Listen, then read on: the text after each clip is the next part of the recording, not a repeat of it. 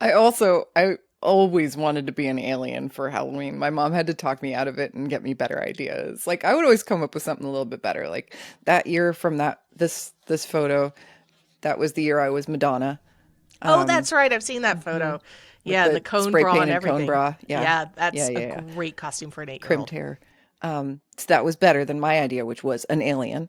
And of course, as a child, there was no like we hadn't really like solidified the cute like 90s vision of the green head with the Uh-huh. eyes Yeah.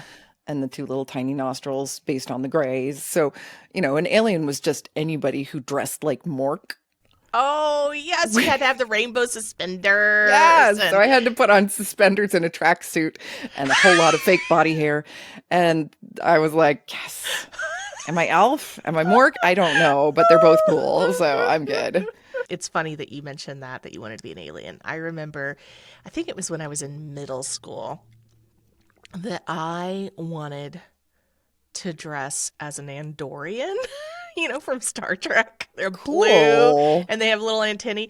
And I don't think Andorians really even showed up in the next generation. Like, this is old school Star Trek. I know they Okay. did show up again, like in some recent offshoots, but like if you watched the old original Star Trek series from the 60s, because I'm a nerd like that, it's just nuts for this. I just love 50s and mid-century science fiction. It's just a little like weird passion of mine. But so I was like, okay, we're gonna be Andorians. First of all, I went through like every material known to man to try and like construct antennae. Oops, antennae that were like, kind of rubbery but Yeah. still lightweight. Uh-huh. Because Play-Doh, you don't want to wear that on your head and it will break. But I finally found this like plasticine stuff. So I made the antennae and I recruited my poor younger sister, speaking of children, to be my model as I figured out the makeup. But I didn't have actual face paint. So you use Sharpie, No. So, toilet bowl cleaner. no. That would have probably been better, actually. No, I got into some like professional paints, like Paint. acrylics and Oh, tempera. oh. Well, I mean, I've gotten plenty of that on my skin over the years. It's probably okay I short term, covered right?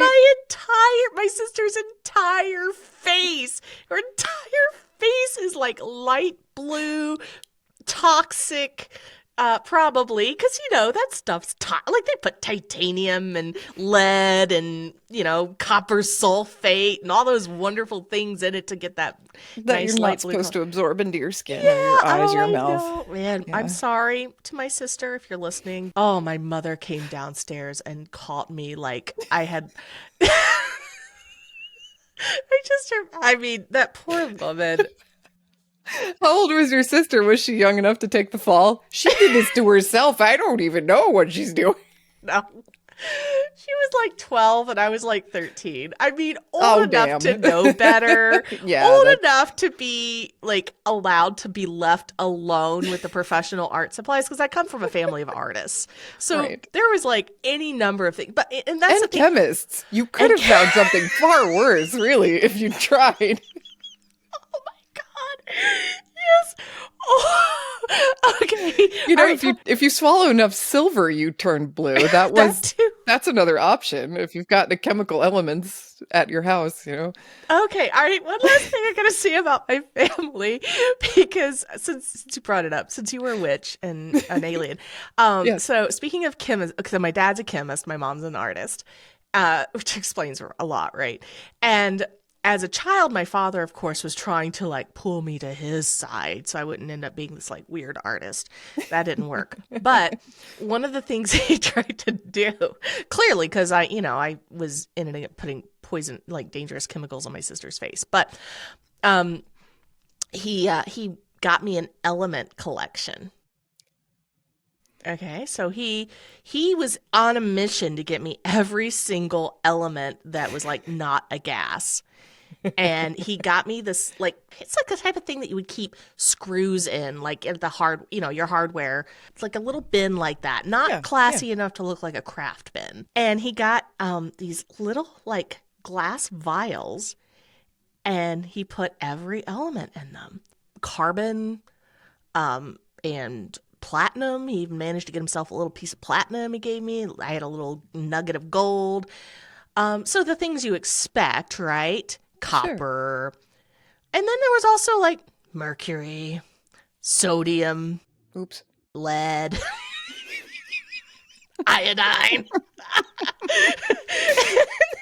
This is what my young child would enjoy I was collecting. like 5.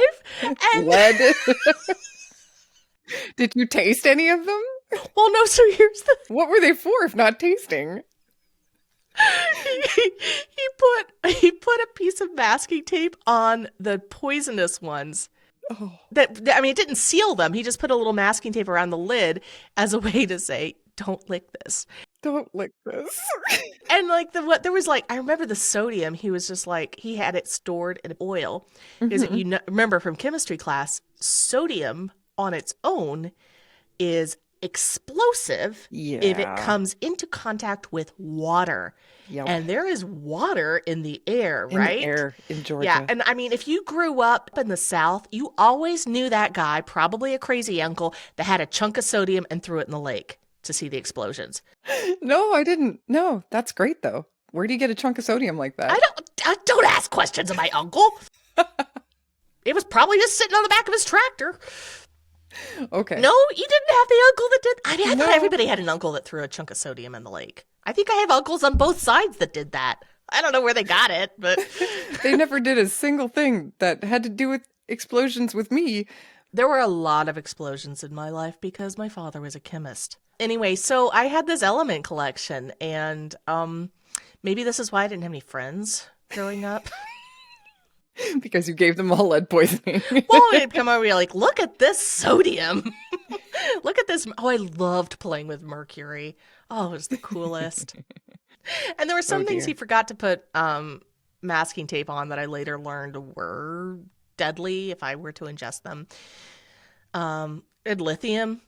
I loved Okay. lithium because it was purple. I had copper Oh, sulfate because it was bright blue. Also, both of pretty. those like probably should not be consuming, especially if you're a young child. So, Most rocks children should not eat, oh, these were just in case you're powders. wondering. Yeah. These were Oh. powders, yeah, or like little Oh. crystals, yeah, even Oh, easier. wow. Anyway, so what was your childhood like, Painted Loves? Yeah.